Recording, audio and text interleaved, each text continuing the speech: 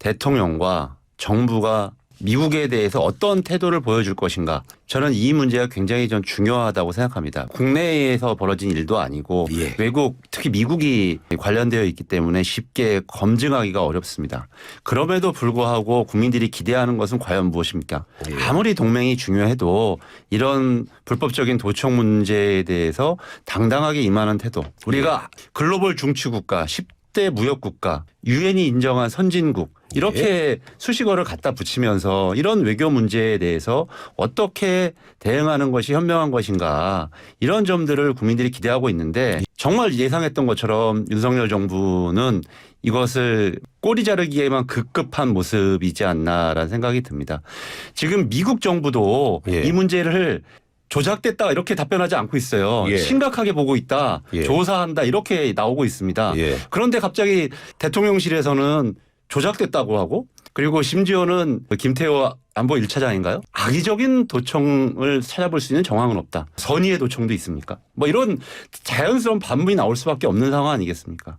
이 문제가 우리 지금 정부에서 잘못 대처하고 있는 게 부인하고 사실 조작됐다고 하더라도 이 문건에 관련된 당사국이 여러 명이 있고 또 예. 외국 여러 주요 언론사라든지 이런 데서 계속 보도가 나올 거랍니다. 외신 보도들이. 근데 그런 부분들이 있는데 어떻게 해서 대통령실에서 이걸 가지고 야당 탓 이런 걸로 가려지지 않을 거라는 겁니다.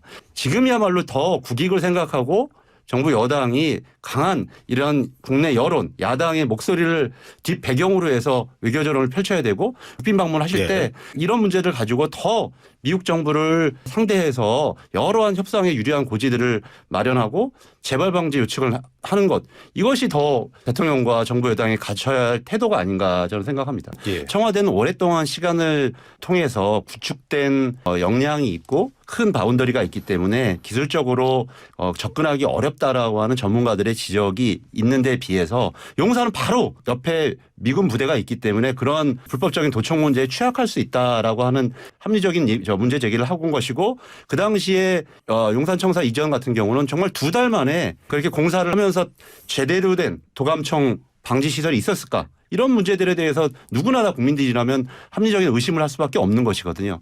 이런 문제들에 대해서 아니다라고만 하지 마시고 먼저 철저하게 조사해서 바로 주권국가로서의 의지를 보여주겠다 이렇게 태도를 취하시는 게 저는 맞다라고 생각이 들고요. 왜냐하면 이 외교 문제에 관련되어서 윤석열 정부가 취하고 있는 태도 어제도 결국은 일본의 총괄공사 불러가지고 일본 외교 청사에 독도 문제가 어떻게 기술되었는지 과거사 문제를 어떻게 인식하는지 또 뺨맞지 않았습니까? 예. 그리고 한미동맹 굉장히 중요한 우리 국익의 근간인데 미국을 대하는 태도를 볼 때 윤석열 정부가 제대로 하지 않을 거라는 것을 너무나 잘 알고 있는 거죠. 국민들도 너무 잘 알고 있고. 그래서 야당인 민주당이라도 나서서 정부 여당을 견제하고 또 정부 여당도 이런 야당의 목소리, 시민사회의 목소리, 국민들의 목소리를 배경으로 제대로 된 국익 관점의 외교를 해 주시기를 바라기 때문에 얘기하는 겁니다.